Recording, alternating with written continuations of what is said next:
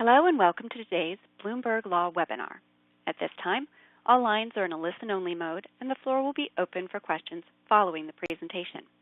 Please submit your substantive questions via the Q&A tab and technical support questions on the Tech Support tab on the right side of your screen. To access the PowerPoints or other files associated with this webinar, please click on the Resources link listed in your upcoming webinars or recent registrations on your dashboard. If you wish to receive credit for this webinar, please make sure to respond to the presence check codes popping up on your screen throughout the webinar. You will need to respond to the majority of these codes in order to receive credit. Please fill out the webinar evaluation survey as well as confirm your certificate information at the end of the webinar. Your certificates will then be emailed to you.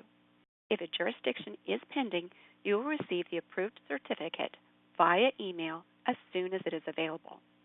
If you have any questions about continuing education credits, please email us at credits@bna.com. I would now like to turn the floor over to our presenter, Kathy Enderes.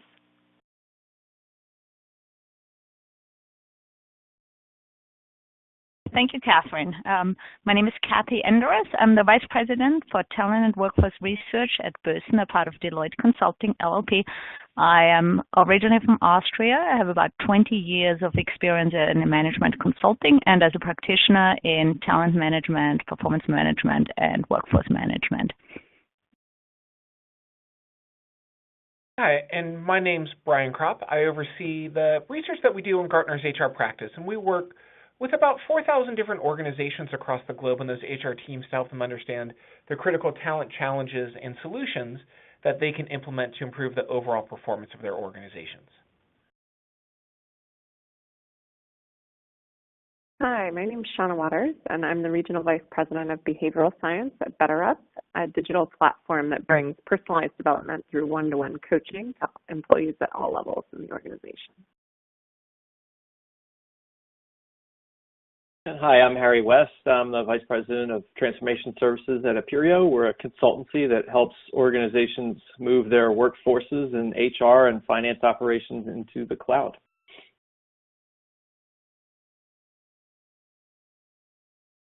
Great, thank you. So we're going to talk today about building tomorrow's workforce with today's talent. What we're going to talk about is, first we're going to examine what is the skill gap and why we're even talking about a skill gap, and we'll relate it to the future of work and trends that are impacting the workforce, the workplace, and the way we work today. Then we'll examine why it is important to reskill the workforce. Why is that even a thing to talk about?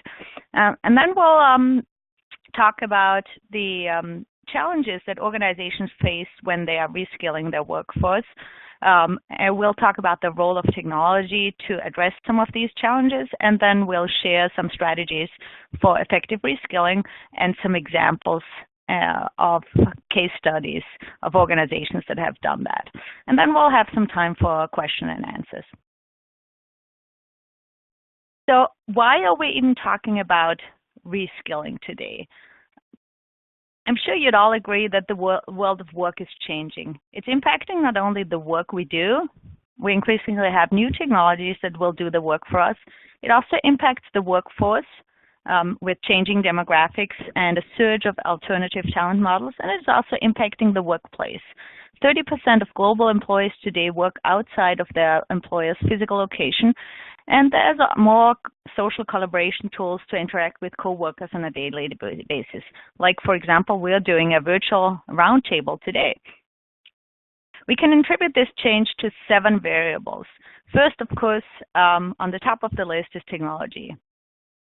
Technology is transforming how we run our businesses and organizations today.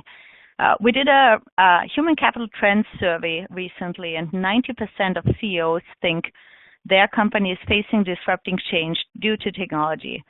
70% believe that they do not have the skills to cope with that change, and that's why we're going to be talking about skills changes, skill gaps, and reskilling today. Next trend is data. And that statistic that I'm going to share with you, that's mind-boggling to me when I heard that.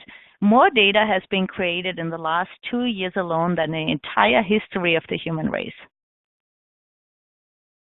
The market for AI, cognitive computing, and robotics is estimated to grow to over $150 billion over the next 5 years. That's a pretty significant change, and it's a pretty significant number. Jobs are becoming redundant or vulnerable to automation or potentially augmentation with these new technologies. And also new jobs are being created through that. 94% of new jobs created in the US in the last 10 years were classified as alternative work models. We also have a lot of generational changes. We have 5 generations working side by side today. Millennials now make up 50% of the workforce, and jobs become more global. The workforce is not only multi-generational, also geographically and culturally diverse. People live longer, and with that, people have longer careers, and contingent workforce management is being reshaped by the gig economy, a network of people who make a living working without any formal employment agreement. So all of these changes are impacting the workforce, and the workplace. So we wanted to examine, in this new world of work, what are the skills and capabilities needed to succeed? So we're going to talk about the skill gap now. Great, thanks, Kathy. I'm happy to start us off there. So there are numerous research studies that track and predict changing skills, and so I'm going to start by discussing some research by the World Economic Forum, and then Brian is going to follow up by talking about another study that they've done. So WEF compared the top 10 skills in 2015 compared to those that were expected in 2020. And although there was a great deal of consistency, there was also some fairly noticeable differences, including the importance of cognitive skills such as complex problem solving, critical thinking, and creativity taking up the top 3 slots in 2020, and also the emergence of cognitive flexibility, or our ability to reframe challenges, and also emotional intelligence. So a recent update to this research suggests that this trend is likely to continue into 2022, as well as a growing demand for leadership and social influence and systems analysis and evaluation. So this chart shows the results from the same WEF study indicating declines in content, skills, and physical abilities. And both of those are likely to be a reflection of the impact of technology that Kathy discussed. So their recent report looks out to 2022 and adds in management of personnel to this list, illustrating an interesting contrast between an increase in the need for leadership and a decrease in management demands.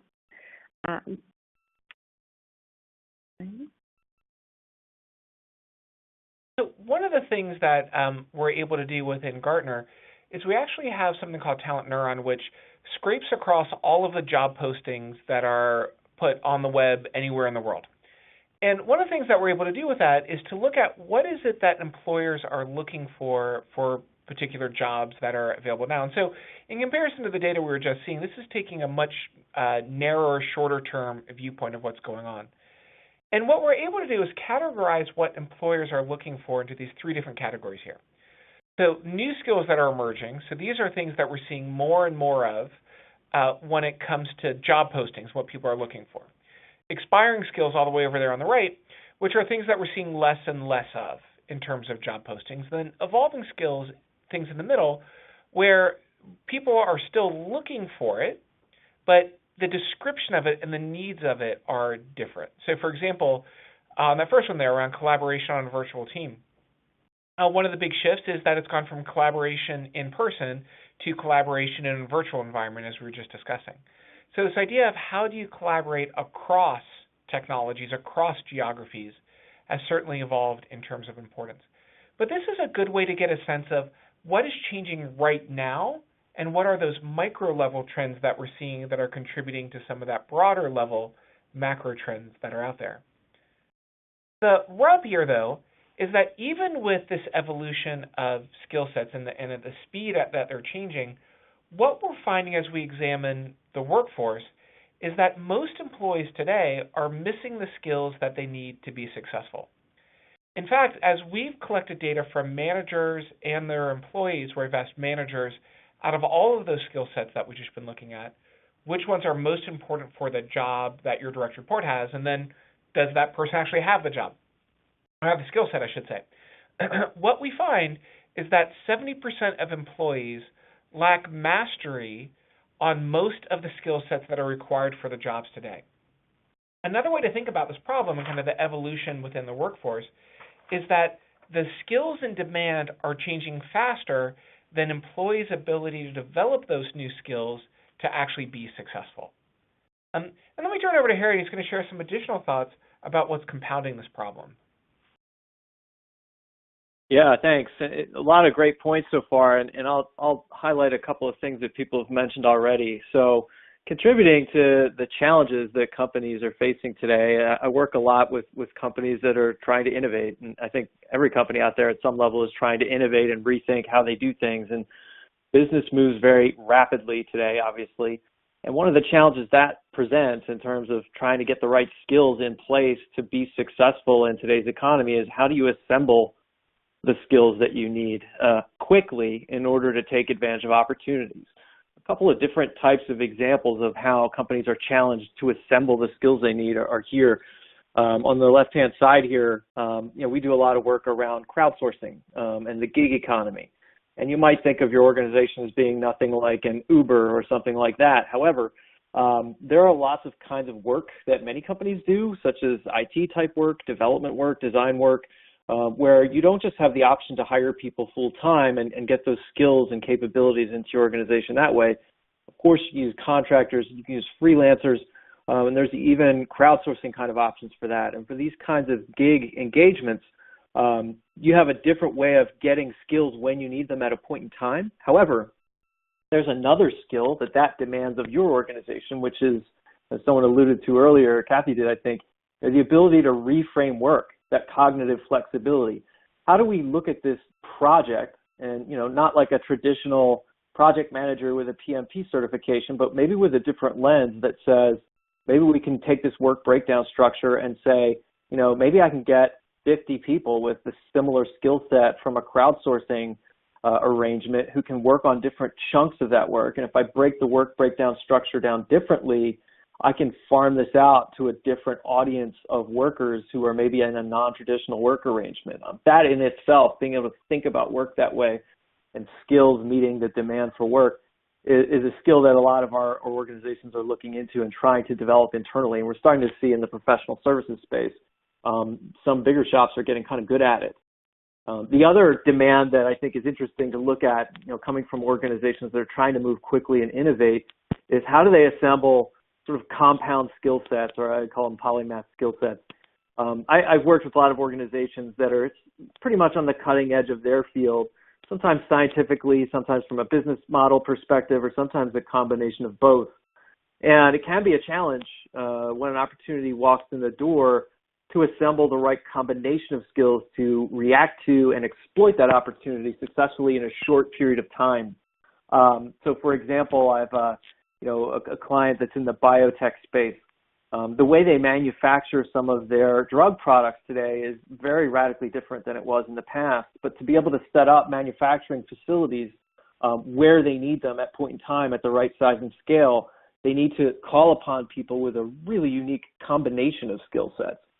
And how do you cultivate a bench of talent where you have people who are advanced PhD level scientists, but who also have process manufacturing expertise? At some point, you have to invest in their development to build up one side of that equation. Likewise, another client of mine that's been written about a lot in the past. I mean, you might have heard the story of Steve Jobs, when he was designing the iPhone and decided he wanted the screen to be glass. Walked into Corning and said, I need this specific kind of glass and I need it in 6 months. They had invented that type of glass, but they had never manufactured it. And within 6 months, they were able to produce it at scale to meet demand for the iPhone. And it's kind of a legendary business story. But behind the scenes, what was going on there was they were able to rapidly assemble people with really advanced knowledge. In fact, probably no one else in the world had that level of knowledge in glass science, but also with the financial expertise to build a business around that could be stood up and start operating and executing well within that really tight time frame. So getting those combinations of skills together rapidly is kind of a hallmark of what companies who are innovators are trying to accomplish today. And getting those skills in place is more of a challenge and more dynamic than it's ever been before.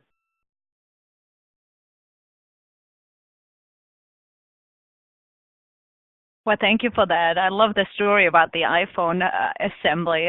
I think it's a great example of how you need to put together different skills rapidly and how you can do that in different ways, whether that's calling on people that are not in the same place, so geographically in different places, whether that's calling on different workforce models like gig, you mentioned gig and contract work, or whether that's just finding the different work models or work architecture, putting work together in a different way. So I really like that example of that. And that was already some time ago, right?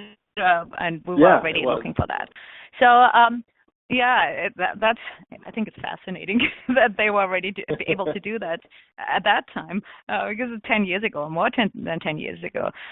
So why is reskilling even important for the business? Why do we even need to reskill? Because, Harry, you mentioned a few points about could we just look at different work models, workforce models? Do we even need to build new skills in the workforce, and why is it important? So can you say a little bit about that? Yeah, I mean, I think, one of the things that's important to keep an eye on, and people have been talking about demographics in this space for quite a while, but I have a study here that just came out a few weeks ago from the Bureau of Labor Statistics looking at average tenure of workers in the United States. And I think it's pretty interesting to look at, and it kind of paints a picture of what this challenge really is. The median tenure for all salary and wage workers in those traditional arrangements in the U.S. is 4.2 years. That's not very long. But then when you slice the data even further and you say, well, what's the median tenure of workers in this really critical age bracket of 25 to 34 years, which for a lot of organizations, that's the backbone of your workforce right now, is only 2.8 years.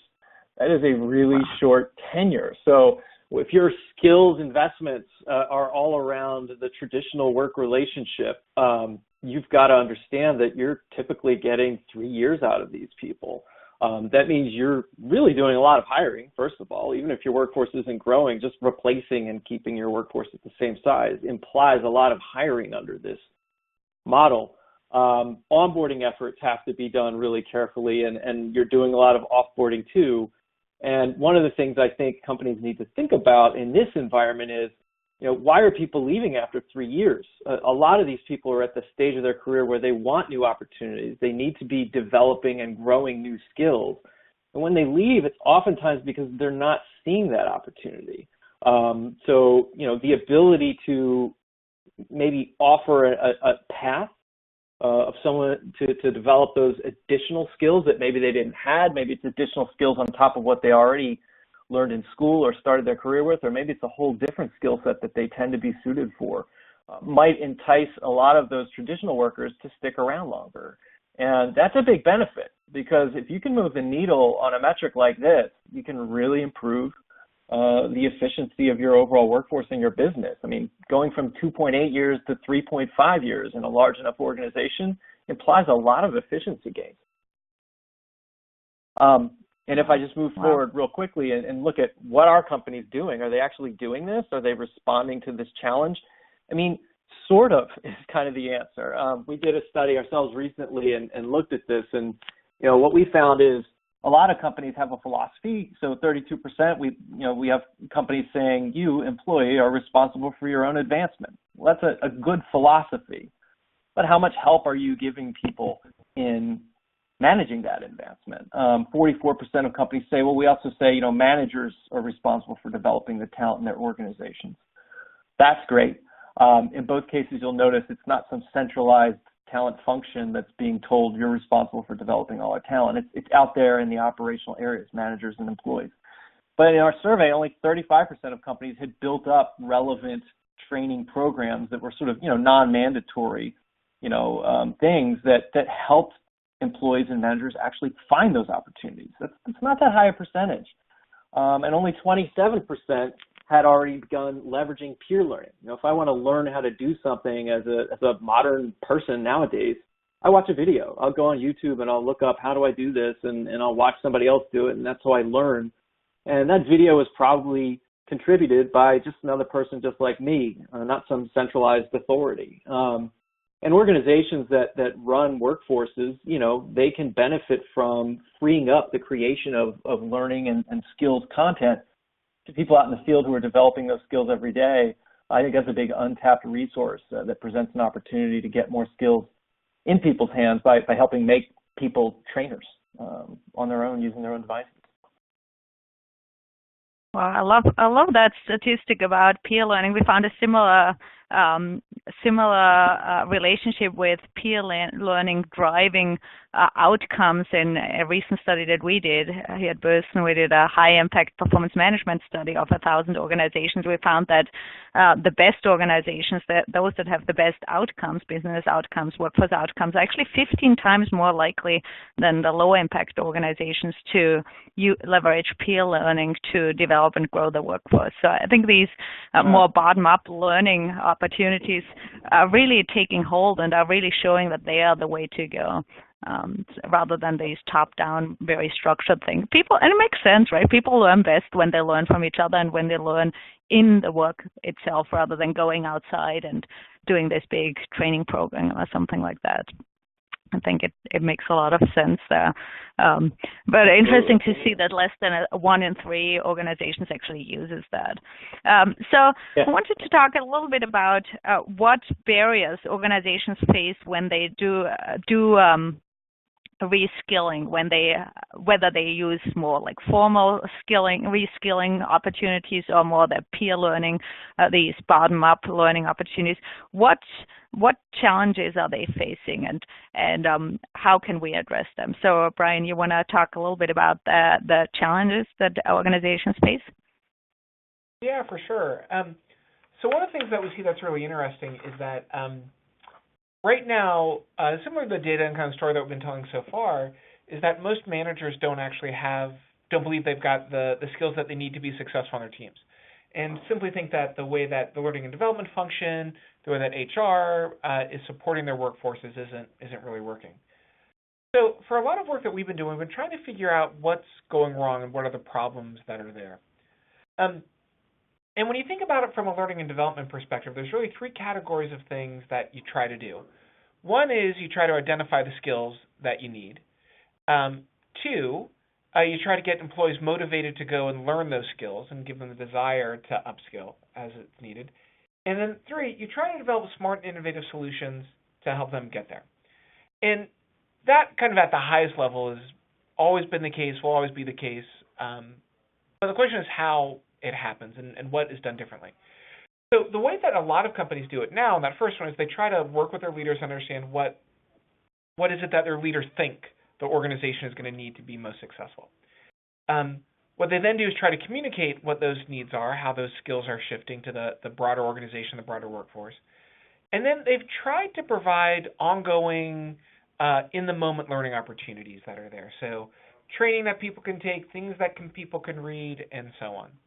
And that is what the conventional wisdom is now, kind of what a lot of organizations are doing, and the strategy that they're pursuing to make this happen. And we wanted to see, is that strategy the right strategy executed poorly, or is it in fact the wrong strategy? And here's what we found as we were doing a lot of that work, that the current approach that most learning and development functions take to build the skill sets that they need for the organization is simply misguided, irrelevant, and unfocused. And so what we did here is we really looked at kind of the y-axis is, are you actually building the skills that you need? We call it skills preparedness, but it's basically a measure of, do people have the skill sets they need to be successful?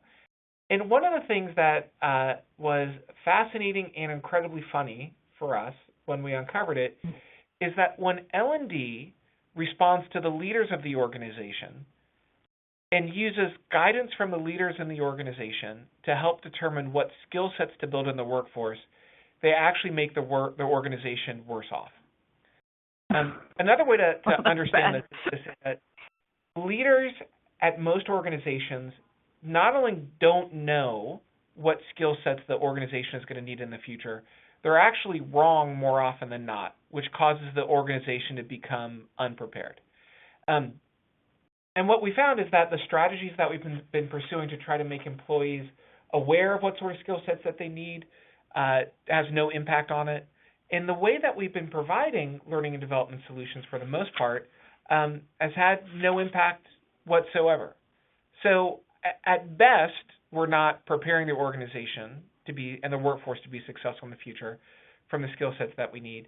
At worst, our current strategies are making us less prepared rather than more prepared in terms of what we're doing. So when we put all of that together, what we find is that most learners are just fundamentally disconnected from the skill sets that they need to be successful. So employees aren't connected to the skill sets that are required, that employees aren't connected to the needs of the organization, and employees aren't connected to the skill development opportunities that they need.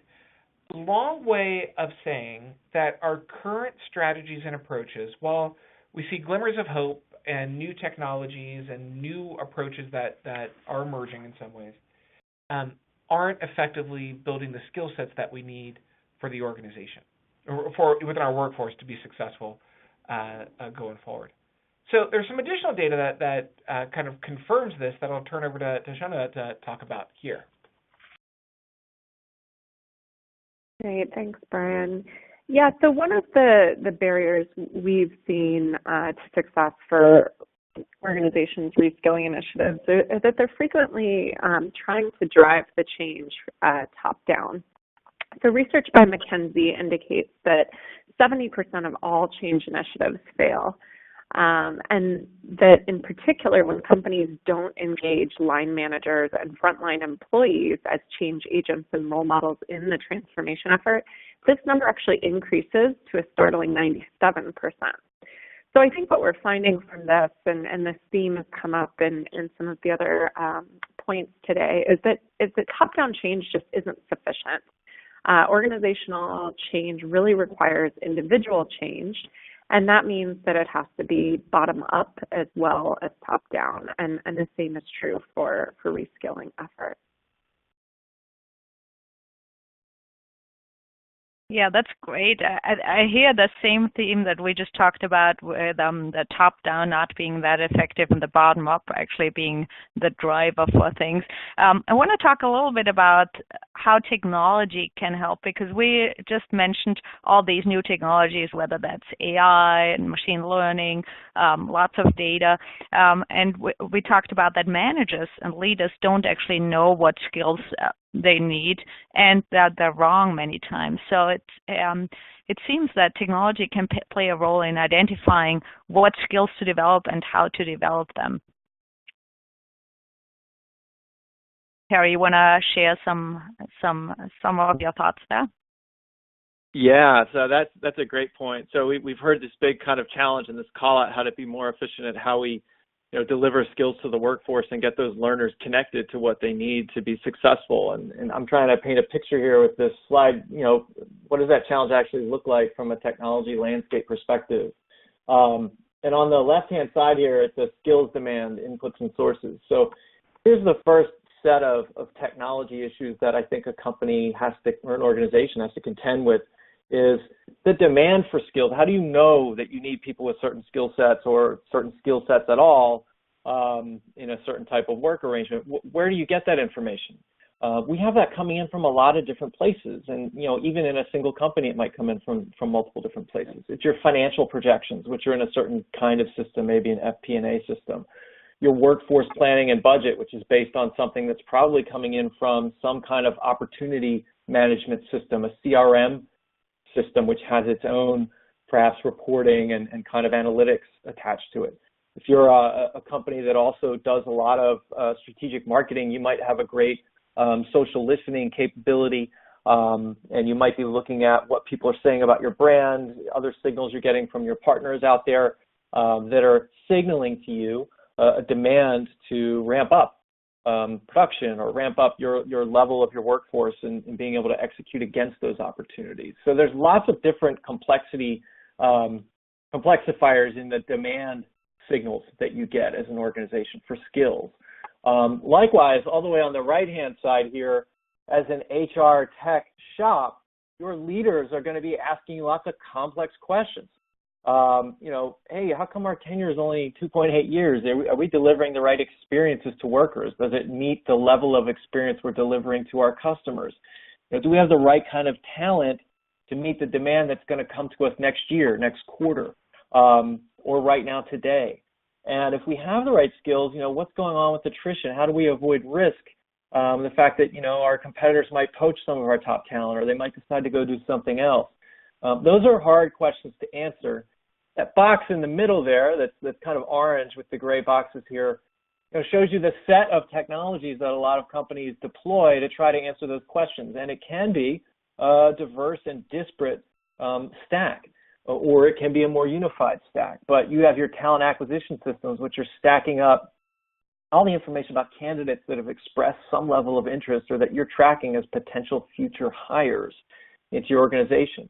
Once they come into your organization, you're tracking skills in a core HR system of record, which may be different from that talent acquisition system. And you might have more than one, particularly if you're a global organization or a product of, multiple acquisitions.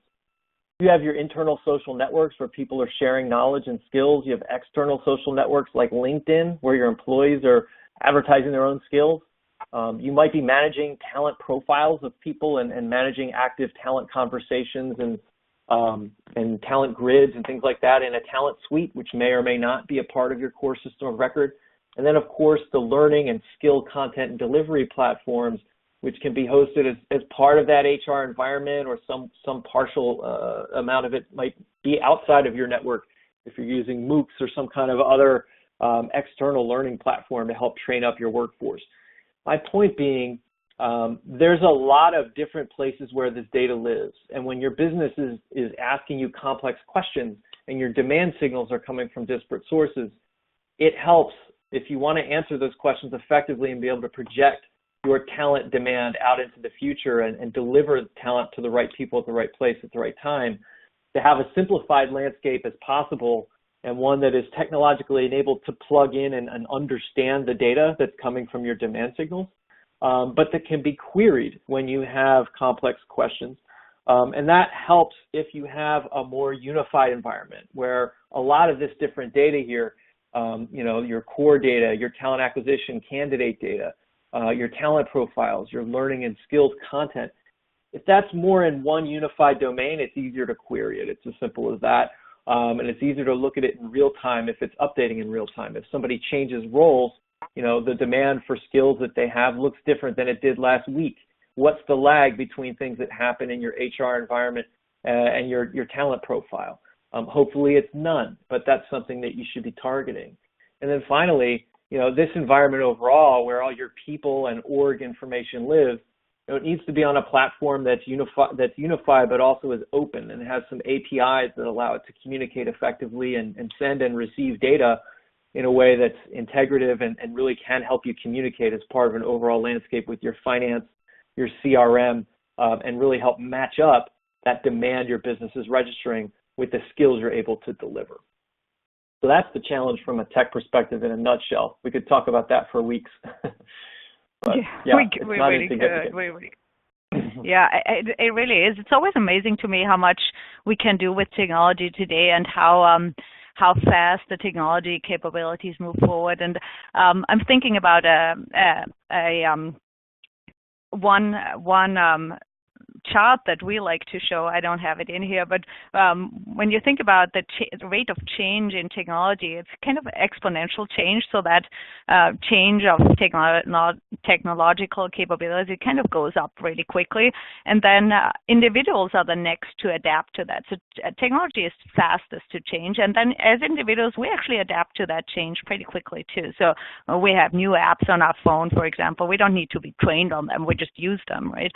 So we are pretty fast on adapting any new technological capabilities. And the next lagging behind people, individuals, is organizations, because you need to change your structures, you need to change your processes, you need to change your environment and your culture, and that takes more time. And then the last to adapt is actually legislation and policies, because that takes even longer. So it's interesting to see how organizations take advantage of all these new technologies and technological capabilities and provide people the opportunity to actually leverage technology in a new way. So I want to talk about how organizations can effectively reskill the population and the workforce.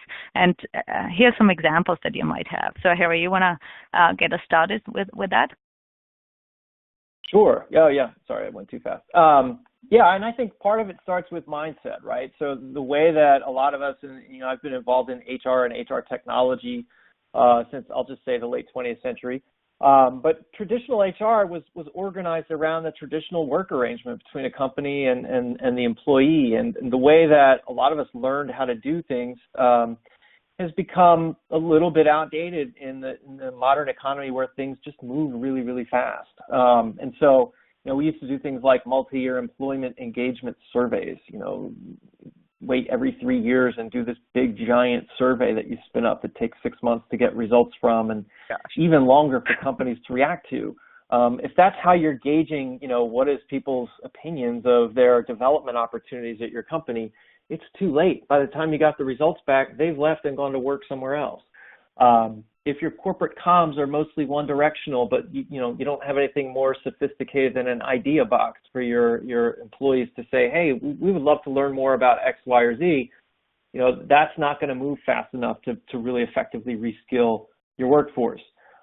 Your process mapping around HR might be sort of anchored around this concept of hire to retire, onboarding and offboarding. But what if there are new work arrangements? If you could reframe the work, if you could be more flexible in how you engage people as contractors, as retirees, as alumni, as freelancers in a gig economy. You might rethink the way you staff up to meet demand. And so some of those old processes are, I think, being really effectively rethought, and we're seeing a lot of exciting things happening in that space. And I think ultimately, in a way, it involves thinking less like a traditional HR person, and a modern HR person thinks more like a marketer. You're not waiting 3 years to get feedback. You're surveying and sampling kind of all the time in a less painful way. And you're really defining your employee value proposition in a way that it prominently features and includes upskilling and development opportunities. I think that's something that workers today really want. And to the extent that they're jumping to new opportunities at different companies, it's because they didn't see that opportunity in their current role in their current company. If you can effectively communicate with your workforce and learn to deliver those kinds of learning experiences and career development that goes along with that, you can crack that code and really measure yourself against it with social listening and really looking at the satisfaction of your workforce and treat them like a stakeholder group just like you treat your customers. That's one part of it, is a change in mindset. If I think of a couple examples, I used those examples earlier, right, of really complex skill sets that help companies innovate if they're in a really fast-moving, tech-oriented environment. And I want to talk a little bit about some of the challenges that go with that. So I talked about, for example, we can execute against opportunities better in this space if we can find almost unicorn-like talent, like an engineer who understands biotechnology, but also process manufacturing. Well, that doesn't happen by accident, and you don't necessarily build a business model on one or two unicorns. But if you want to build up a bench of people with skill sets like that, it does require very strategic sourcing. You need to start early. You need to target certain skills. And then to develop the talent, you need to have a long-term investment strategy and a budget and backing from the business that, we're going to take people who have this maybe scientific background and we're going to develop their financial expertise in-house. because you know what? There aren't that many places where you can find people like that. That's not a college degree you can go take. That's something that's unique to our business, and we want to invest in developing that talent in-house so that we get a unique competitive advantage. And finally, if you want to effectively engage and activate talent like that so that you can really get them to react to opportunities that are coming in, well, you have to have an ability to trust that you can retain that talent, one, and then to organize it and orchestrate them properly. I mean, I think that takes a couple of things. One, you have to live up to the value proposition that you created. That's a strong employer brand where the way things work internally matches the way you advertise your company externally, which is something that really is effective at keeping people engaged with your brand as employees. But also a really exceptional managerial acumen, which doesn't happen by accident. I think the companies I see that do best in this space over the long term, it's because they invest in it. They invest in that training and development, and they develop a management bench that follows a cohesive philosophy and executes well when opportunities present themselves. So I know there's a lot of emphasis on startup culture, if you're around Silicon Valley a lot, and break things and move fast. But I also really admire for the long term, companies that have been able to execute and innovate through multiple business cycles. And most of the time, not only are they not the companies that barely even have an HR department, they have a really good HR department that has the trust of management, and they invest in employee development long term. And they have better managerial acumen as a result.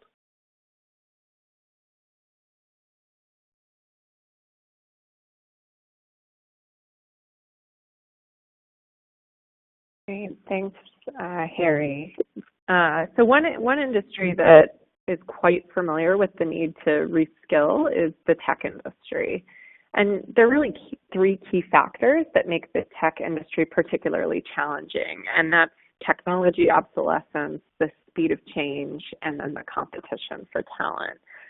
And I think this is really consistent with the points Harry raised around the importance of employer brand. So the competition for talent means that companies can't compete on pay alone. So culture becomes really critical. Now, in tech organizations, workloads are large and responsibilities tend to grow very early, so tech employees are often stressed. So this means that they still need scientific and technical skills, but they also need adaptability, resilience, and agility, as well as creativity, innovation, teamwork, and diversity.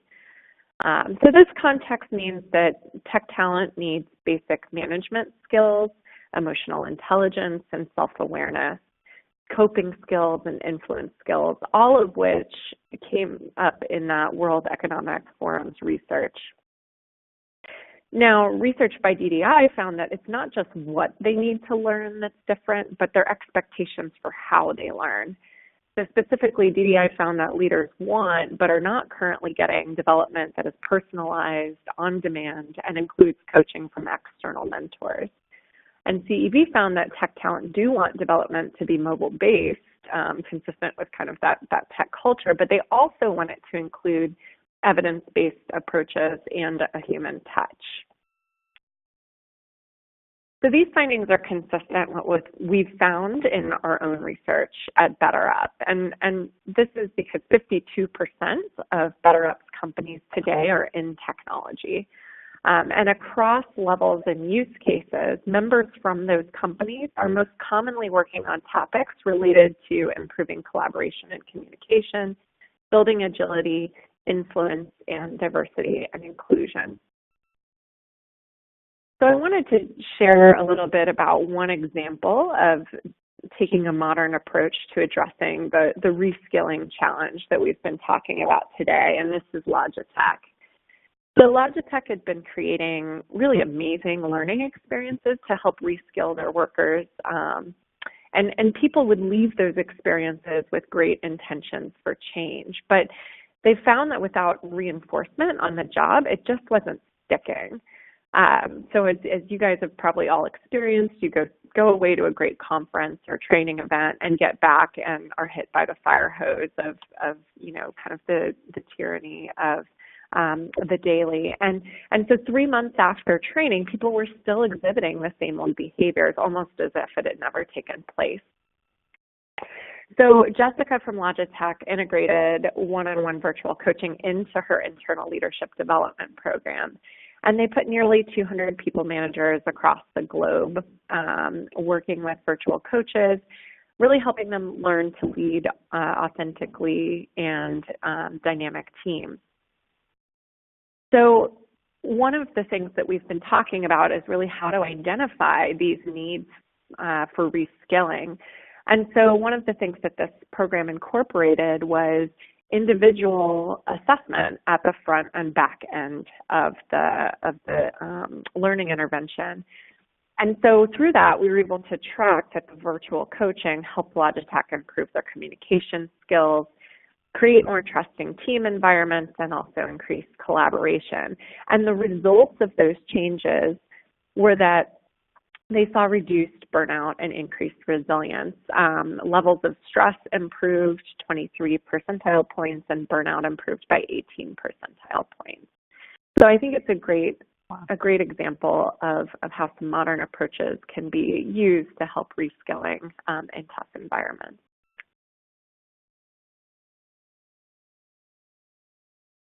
There's a couple other things that we're seeing as well as we've looked across a variety of organizations to think about how people are actually engaging in a lot of that upskilling.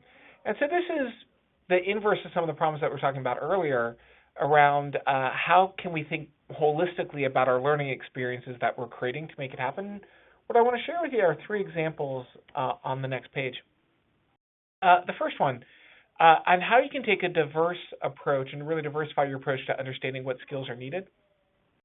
We profiled what DXC technology has done, where they gather all sorts of market information about what their competitors are looking for, about what is being generated from universities from a skill set perspective, what sort of patents are being filed now to get a sense of what sort of skills will be needed in the future.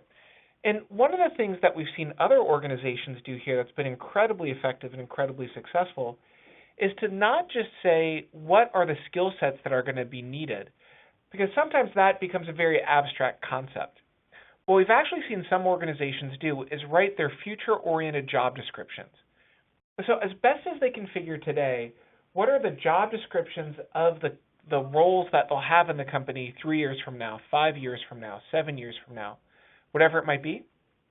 And by actually putting those job descriptions, those skills into a job description, it makes it much easier for employees to say, gosh, now I know what I should be building towards, what could success look like. So that's an effective strategy that we've seen organizations pursuing to help make these skills come to life and help their employees understand what they could potentially pursue. A second strategy that we've seen is really helping employees pursue this idea of employability. And we've seen Citi do a lot of great stuff here. And what's important for what Citi's done, we've seen other organizations take similar approaches, is to say, look, we want to help you build the skills that are going to make sure that you've got a successful career. That might be here, that might be someplace else, but most importantly, we want to make sure that we're helping you build the skills that will ensure your employability for the long haul. And by talking about it from that perspective and taking that longer viewpoint, that broader viewpoint, it's actually incredibly empowering to employees, because employees then know that their organization is really looking out for them and trying to make sure that they've got a successful career rather than just doing the sort of work that the employee needs. What's interesting about this approach is that there's a lot of folks that, companies that we've talked to about this idea, and their reaction has been, well, if I talk to my employees about jobs outside the organization, aren't they just more likely to quit and take one of those jobs? What we find is that in fact is the opposite of what happens. By talking with your employees about jobs outside the organization, about what their career could look like outside the organization, it ironically actually makes them more loyal. And this is why. As an employee, if my employer is really taking an approach which is how can we help you have a great career, then that employee's viewpoint is, gosh, my employer must really care about me. So they become more emotionally committed to that employer. And in the long run, by making your employees aware of how you're helping them build a career, either inside or outside your organization, they actually become more engaged to you within your organization, which is a really powerful insight that's there. And finally, this idea of how do you not just broker development moments, but experiences. And what we've seen that Intel does is have created a whole set of internal tools and resources that their employees can go to and use to better understand the full set of experiences that are available, and to let those employees understand how that experience helps them along their career. So it's not enough just to say this experience will help you build this skill. That's an important part of it. But what you really need to be thinking about is how engaging in this learning experience will help you build a broader career, a broader growth moment to really help you be successful in the long haul, not just for the moment. So when you put these solutions together in some of the most innovative and progressive practices that we've seen, it's really about looking outside the organization to understand what experiences and opportunities might be the most valuable, helping your employees navigate both internally and externally, and then not just treating development experience as an in-the-moment learning event, but think about how it plays out across the broader career of that employee. And what we found is that organizations that are taking this broader approach are actually much more successful at really transforming the skill sets of their workers from what they've got today to the workforce that they're going to need in the future. Those are just some of the more innovative practices that we've seen that organizations are pursuing to be effective and successful. So with that, we wanted to open up the floor to kind of a broader set of questions that might be coming up from all the different listeners on the call. Thank you, Brian. I love the focus on the workforce experience that we just heard about these different case studies or case examples, how they really put experiences in the center of everything they do and help individuals develop even beyond the organization. And by that token, they actually retain them. I think that's really fascinating to see. So, Catherine, you want to read out some questions for us that the audience had? Absolutely. Our first question. Given that people are living longer with many baby boomers still active in workforce, thoughts on best practices in incorporating traditionally trained older workers with wealth and history of knowledge into evolving infrastructure of workplace. Please consider how those skill sets and knowledge base can add to the foundation of an evolving workspace for Pride and Mobile.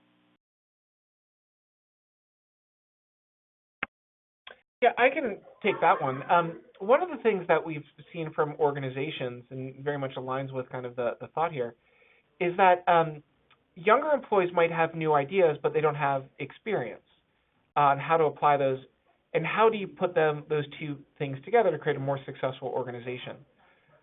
We've seen all sorts of mentoring programs that have emerged to help manage that.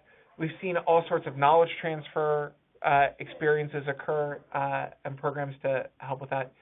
Some of the more innovative things that we've seen, though, some companies have actually created, especially for their employees that still want to give back but perhaps might not want to work at the same pace that they've been working through time, is that they've created roles that are 40% time, 60% time, that give kind of older generations in the workforce the ability to give back and help teach and coach, but they don't have the same full set of responsibilities in terms of delivery or budget management or team management. So they've started to create new roles to make that happen. But what's also important here, and it would be a mistake to think otherwise, is that only the best new ideas come from younger employees, and older employees are just there to kind of continue to do what we've always done. What we've actually seen is that some of the most innovative ideas can actually come from any generation in the workforce. And so what we've really been encouraging companies to do is to think about how do you drive innovation across all the different segments of your workforce rather than assume that it comes from one spot within the organization. Thank you. Our next question. As we consider skill sets needs, to what degree are we looking at this person's E-quotient and availability to be cross-trained or cross-train others?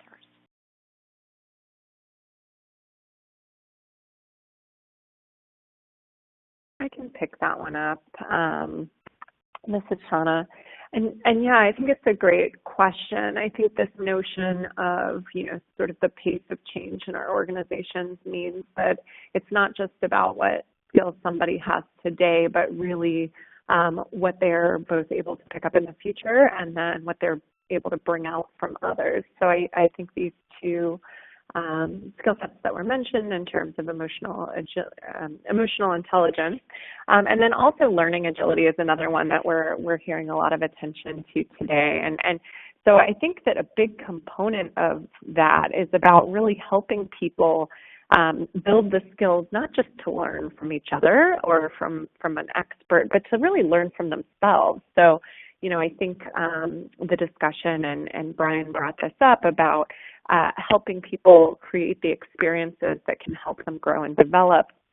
But it's also about then how do we make sure that they're engaging in the kind of discipline reflection that allows them to capitalize on those lessons of experience. So, I think that's also a lot of the reason why it's about not just identifying people who already have emotional intelligence and things like that, but really helping people take a growth mindset and prepare themselves to continue to evolve in the future.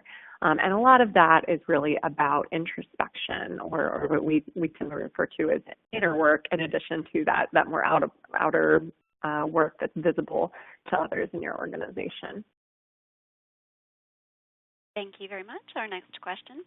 Given that people are trying to upskill more frequently, why are organizations still listing specific undergrad qualifications? People's careers, experiences, and subsequent trainings, certifications may be so much more relevant.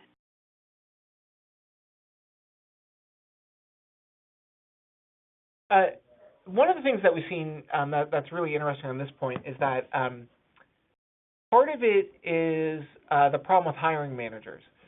Hiring managers are constantly obsessed with a new shiny thing rather than improving what they've got. Because there's a belief that most hiring managers have, which is if I just could hire that next great person, everything would be wonderful.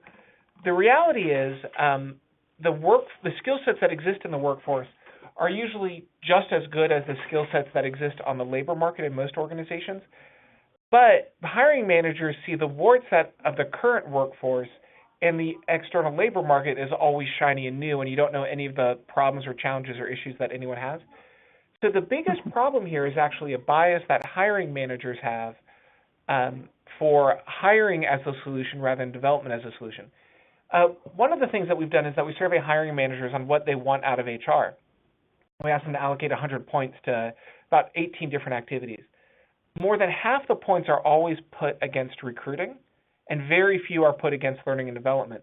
So one of the big challenges here is that hiring managers always want the quick hire solution and are less likely to invest in the development solution to really get to a good answer for the organization.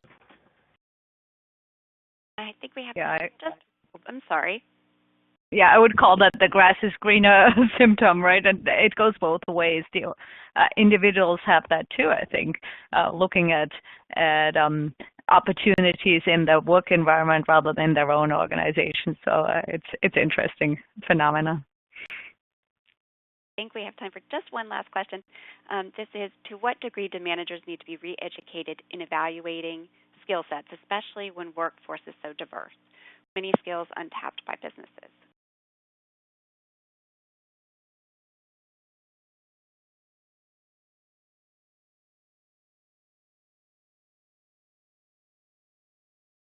Don't need to Oh, sorry.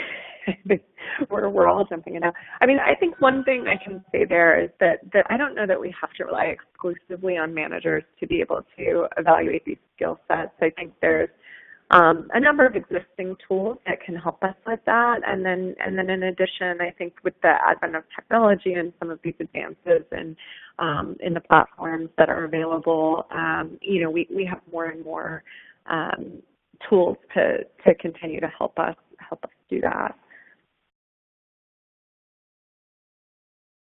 All right. Well, I want to thank you all for that great presentation. I hope everyone found today's discussion to be helpful and insightful. You can register for future Bloomberg Next webinars by accessing our store at learning.bloombergnext.com. You will currently see instructions on how to earn credits for attending today's webinar. Please fill out the webinar evaluation survey as well as confirm your certificate information. Some jurisdictions may take 4 to 6 weeks to receive credit. You will receive your certificate via email when it is available. If you have any questions about continuing education credits, please email us at credits@bna.com. Finally, I want to thank our speakers again and all of you for participating in today's webinar. Thanks, everyone, and enjoy the rest of your day. Thank you.